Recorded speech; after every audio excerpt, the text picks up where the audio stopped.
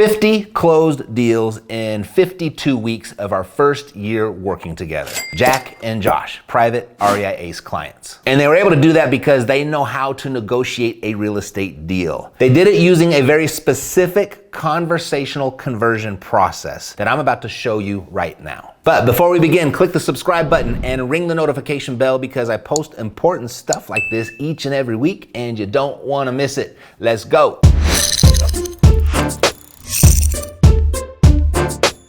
Hi, I'm Matt Theriault, CEO of Epic Real Estate, where we show busy professionals how to shift from W-2 paychecks to real estate profits, deploying more of their mind than their money, using creative real estate investing strategies, all in the interest of retiring early. And if you know how to negotiate a real estate deal directly with the seller, you're gonna be able to retire earlier. Not to mention, you're going to need less leads, you're gonna have a smaller marketing budget, you're gonna work less, and ultimately, you're just going to find better real estate investments. I'm gonna walk you through the 7-step conversational process that has proven to work every time with a motivated seller. And if you're just catching me here for the first time, we're getting very close to the end of this multi-part series on how to negotiate a real estate deal. I've organized the entire series into an easy to watch playlist for you. There's a link in the description below. And if everything is working right, there should be a link that pops up right here over my left shoulder in case you want to start at the beginning.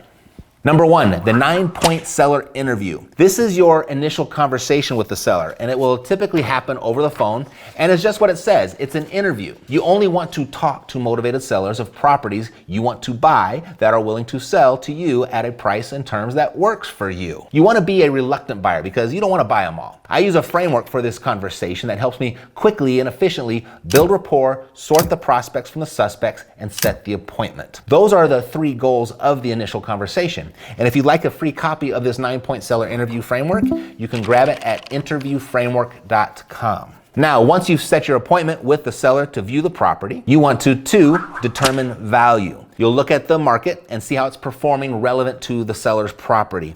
And there's a specific way to do this to make sure you get the value right. And I'll put the link to that video right up here as well. And you can also find it below in the description in case that didn't work out. Next, number 3, fill in the seller information sheet.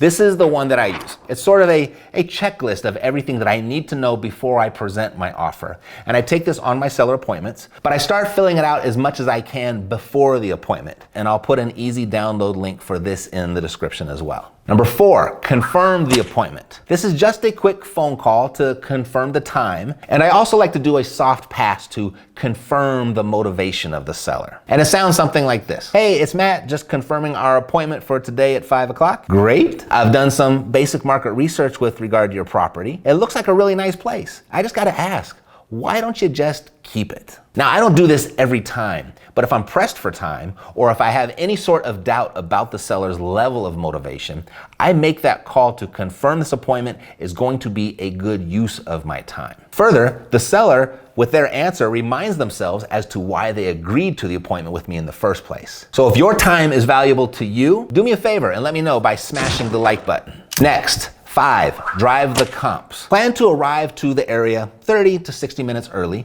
so you can do a quick drive-by of the comparable sales that you use to formulate your value. You just need to get, an eyeball on them to confirm that what you saw on the internet is actually what it looks like in real life. And secondly, you don't want the seller to know more about your comparables than you. Number 6, time to tour the property. So knock on the door, and when the seller answers, it's a simple greeting and you move into your transition agreement. Mr. Seller, I'm Matt, and I'd love for you to show me around the house, point out whatever you feel impacts the property's value. I'm gonna take some notes and ask some more questions. And if at any time I don't feel this is going to be a good fit for me, I'll let you know. Is that fair? Perfect. And if at any time you don't feel this is going to work out, will you let me know? Great. And if we make it to the end, I'll put together an offer based on what the market is doing and what you shared with me here. Sound good? Great. Lead the way. Now, as you're being shown the house, you want to continue your rapport building by asking questions, listening to the answers, and connecting through anything that you may have in common with the seller. Sometimes this is a really quick process, and sometimes it takes a while. It's typically going to be dictated by the seller's personality and how talkative they are.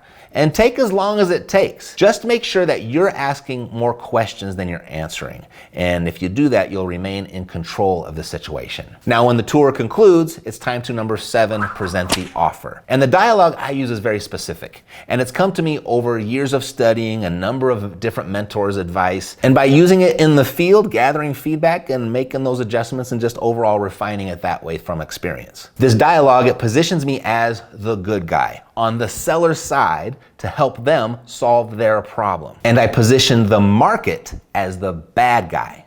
It's the seller and I versus the market. The market is what determines the value, not the seller or the buyer or the realtor or even an appraiser. The market runs the show. And with that being the case, if you're unable to reach an agreement with the seller, blame it on the market. And what it does is it reduces the tension between you and the seller and creates more of an allied relationship as opposed to the more common, adversarial one. And it goes like this. Mr. Seller, the current market conditions have your property's value right around $100,000. And based off what you shared with me about the repairs needed and then making room for a small profit for myself, what you're saying is that we're right around $65,000. Is that right? Now, if they agree, get the contract signed. Don't waste any time there. If they don't agree, okay, well, based off of what the market is saying and what you've shared with me, what is the lowest number you would accept? Now, if they come back with a number that you agree with, don't waste any time. Get the contract signed. If you don't agree,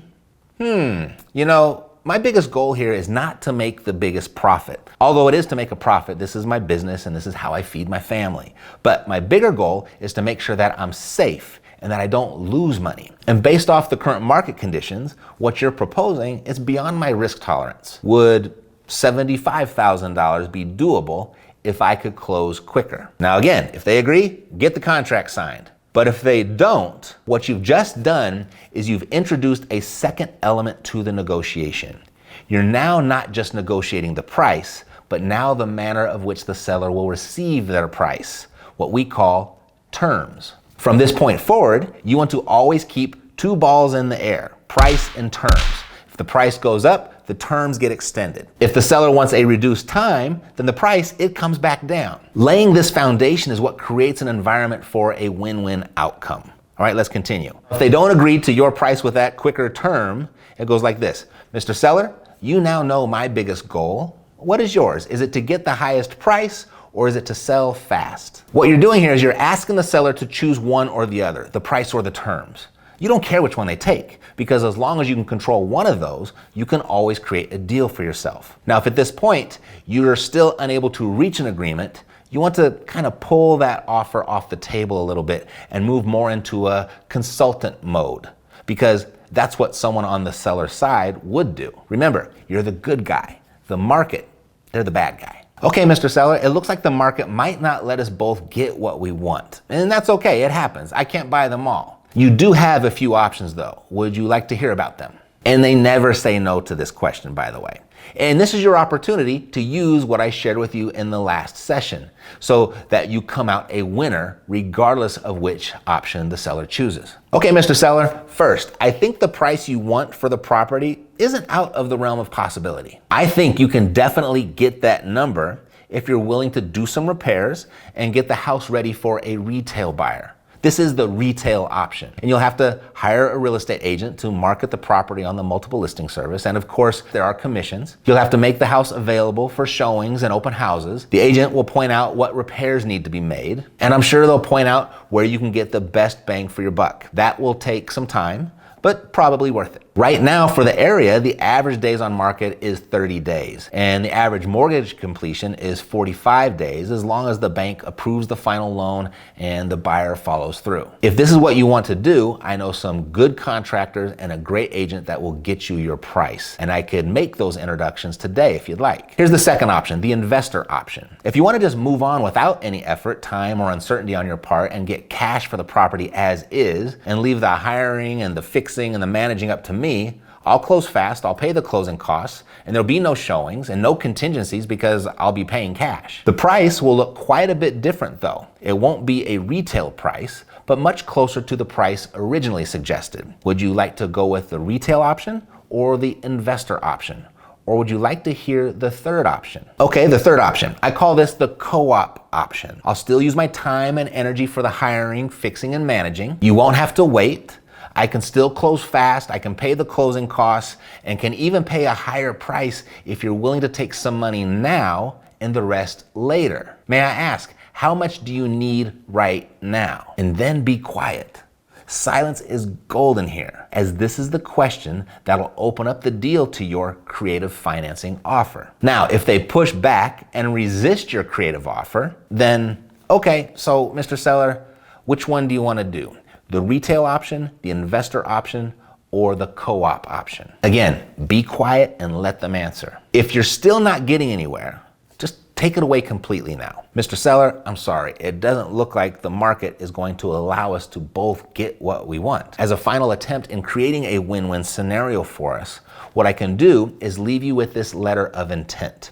You'll see it has 3 different options of how I'm prepared to purchase your property. Take a look at it and let me know if anything resonates with you. My number is at the bottom if you'd like to call me and discuss further. And as you're walking out, oh, by the way, I'm gonna be looking at some other houses, and as long as you get back to me before I make a decision on any of them, I most likely will be able to honor one of these 3 options, but I can't make any promises. Alrighty, have a nice day. But we're not done at all. And I'll tell you where to go from here in just a second. But if that letter of intent caught your attention, you'd like to learn more about how to use that, you can click this link right here, and I also put it below in the description for you. But like I said, we're not done. We're not walking away from this deal. You might have heard before that the fortune is in the follow-up, and as much of a cliche as that has become, it's the truth. And meet me in the next session and I'll give you at least 10 different ways to follow up with a seller without feeling awkward or losing the powerful negotiating position you've built up to this point. What'd you find most useful? Share with me in the comments below. And who do you know that may also find this useful? When their name comes to mind, please share it with them. And I pulled this video special for you right here to watch next. Otherwise, I'll see you next time. Thanks for watching.